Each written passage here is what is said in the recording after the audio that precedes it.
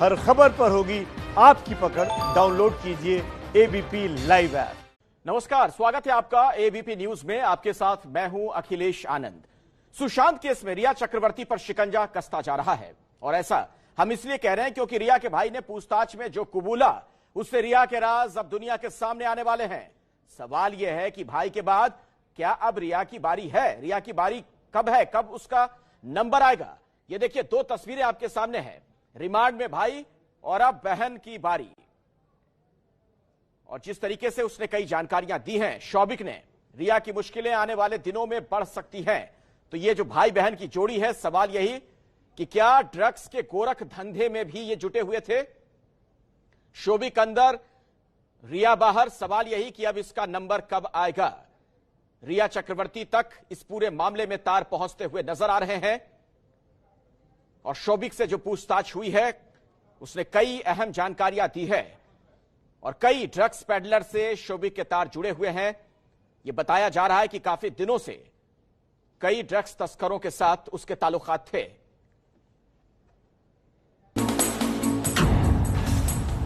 अब drugs connection में रिया पर कस्ता फंसा।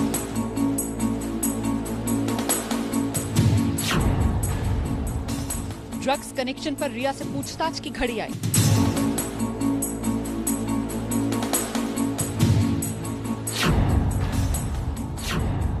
एनसीबी की रिमांड पर भाई शौबिक।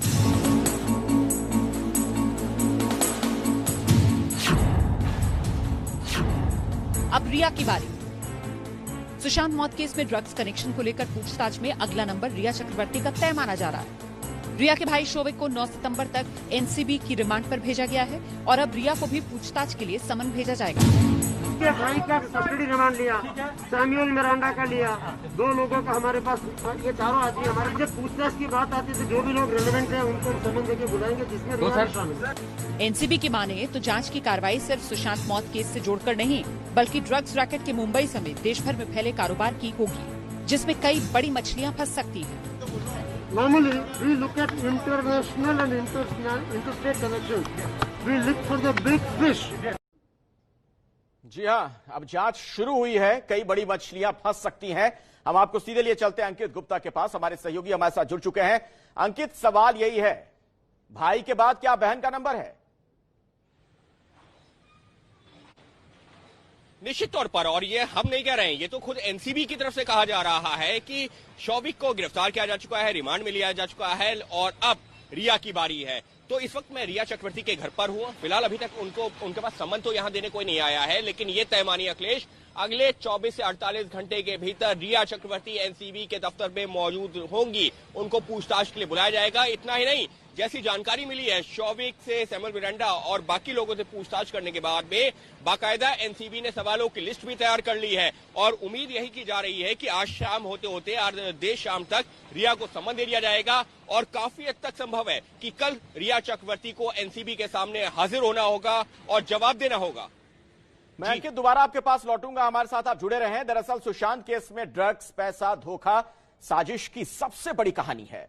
सुशांत के घर वाले ये आरोप लगाते रहे कि सुशांत के पैसे पर रिया ऐश करती थी।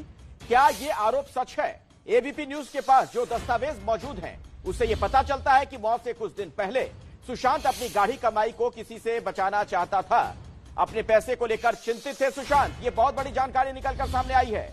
सुशांत केस में एबीपी न्यूज पर यह नया खुलासा आप देख रहे हैं। अपने पैसे को लेकर चिंतित थे सुशांत।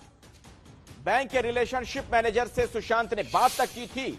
यह भी एक बड़ी जानकारी निकलकर सामने आ रही है। खाते में बदलाव को लेकर सुशांत ने बातचीत की थी। सुशांत के पैसे कौन लूट रहा था?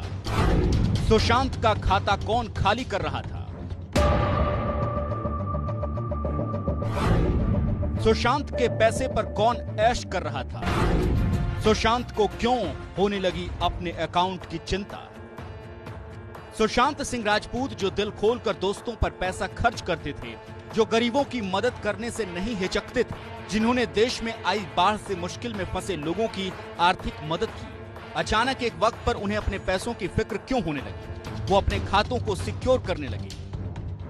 जी हाँ, आपने सच सुना। मौत से ठीक पहले उन्होंने बाकायदा कोटक महिंद्रा बैंक के अपने रिलेशनशिप मैनेजर से बात भी की। हाय हरीश, मैं सुशांत सिंह राजपूत बोल रहा हूँ। समय मिलने पर प्लीज कॉल करना। हाय, मुझे फॉर्म पर आपके हस्ताक्षर चाहिए। मैं किस ईमेल पर आपको फॉर्म भेजूं? सुशांत और उनके कोटक बैंक के रिलेशनशिप मैनेजर हरीश के बीच हुई ये बात क्या साबित करती है?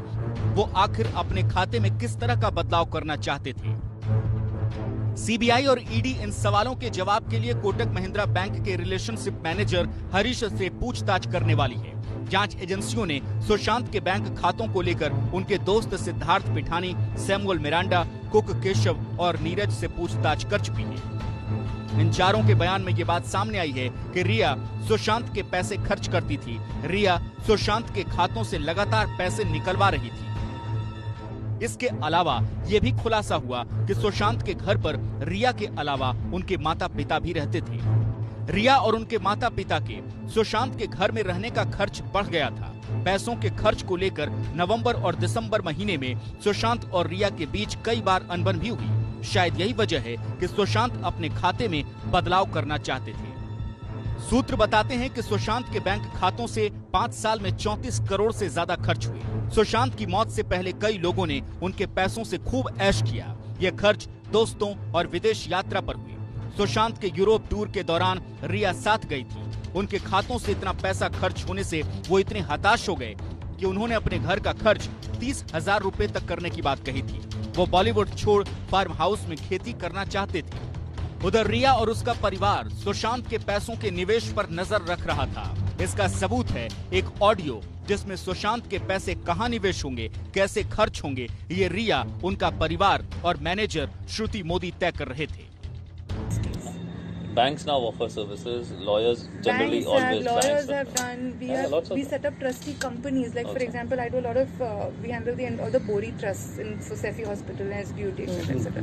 We have companies that are corporate trustees, so that it's. But so it really. I have another question now. For example, if we have say 10 rupees that has to go in this trust, and suppose you want to make an FD or a mutual fund of it. That still the trustees can. The trustees will decide what is best. Will decide what is best to be done. Which has a better return rate and which less risky. And you can define all that. It can be a simple or a huge document, as critical as complicated. But see, this is the worst case scenario. Yeah. I personally. I also personally feel like we can come to this conclusion after a month. Yeah, and no, my bigger concern is this: that honestly, at this point of time, any contract that is being arrived at is going to be null and void. Right. He's not. A true legal definition is that you're not in a sound state of mind. Correct. So whatever we contract today is null and void. ऐसे सुशांत के house manager Samuel Miranda भी इस बात का खुलासा कर चुके हैं कि सुशांत के पैसे से रिया शॉपिंग करती थी। नीरज और केशव भी इस बात की तस्दीक कर चुका है कि रिया सुशांत के पैसों को खुद पर और अपने परिवार पर खर्च कर रही थी। शायद यही वजह है कि सुशांत अपनी कमाई की सुरक्षा को लेकर परेशान थे। और आइए इसी खबर पर और ज्यादा जानकारी हम आपको देते हैं। गणेश ठाकुर हमारे सहयोगी इस बीच हमारे साथ जुड़ चुके हैं। गणेश, यकीनन ये बहुत चौंकाने वाला खुलासा है कि सुशांत अपने आखिर के दिनों में अपने ही पैसे को लेकर बहुत ज्यादा चिंतित थे। ऐसा लग रहा था कि मानो उनके पैसे लूटे जा रहे हो। जी बिल्कुल, देखिए अखिलेश, एबीपी न्यूज के पास और भी चैट्स हैं, लेकिन जो जांच एजेंसीज हैं उन्होंने रिक्वेस्ट की है कि ये उनके केस को खराब कर सकता है, क्योंकि अभी तक हरीश से पूछताछ होना बाकी है। तो हम वो नहीं दिखा रहे, बस एक ही पार्ट दिखाया है जिसमें सुशांत एक अपने रिलेशनशिप मैनेजर से बात करता है और वो फॉर्म भेजने की बात करता है। जो जानकारी सूत्रों बता रहे हैं उसके मुताबिक सुशांत को रिया और उसके परिवारों ने इन्वेस्टमेंट करने की कुछ जानकारी या सलाह दी थी, जो सलाह सुशांत ने नहीं मानी। और मई के महीने में सुशांत अपने बैंक के अधिकारियों से लगातार संपर्क में थे और उनसे निवेश को लेकर, अपने अकाउंट के एक्सेस को लेकर ये सारी बातें उन्होंने की थी। कहीं ना कहीं उन्हें अपने पैसों की, अपनी मेहनत की कमाई की चिंता थी, क्योंकि कई सारे लोग उनके पैसों के आधार पर जी रहे थे या उनके पैसों के आधार पर उनका गुजारा हो रहा था। तो सुशांत को आखिरी वक्त में वो समझ चुके थे 71 करोड़ का पूरा ट्रांजैक्शन है, टर्नओवर 5 सालों में है। जिसमें केवल म्यूचुअल फंड्स, एफडीज ये सब मिला के 15 से 20 करोड़ रुपए हो रहे हैं। बाकी उन्होंने गाड़ियों वाड़ियों में खर्च किया, एक फ्लैट लिया है। करीब 30 करोड़ से ज्यादा का उन्होंने जो खर्च किया है वो ऐसे ही दोस्तों के साथ टूर पे इसको दे दिया, किसी को मदद कर दी, इस तरह का उनका ट्रांजैक्शन है। तो सुशांत को जब ये जो वो डिप्रेशन में थे या जो स्थिति में थे, उस समय उन्हें पता चल गया था कि कई सारे लोग जो मेरे साथ हैं, जो मुझे छोड़ के चले गए हैं, उन्होंने मेरे पैसों का इस्तेमाल किया और अब भी लोग इस्तेमाल कर रहे हैं।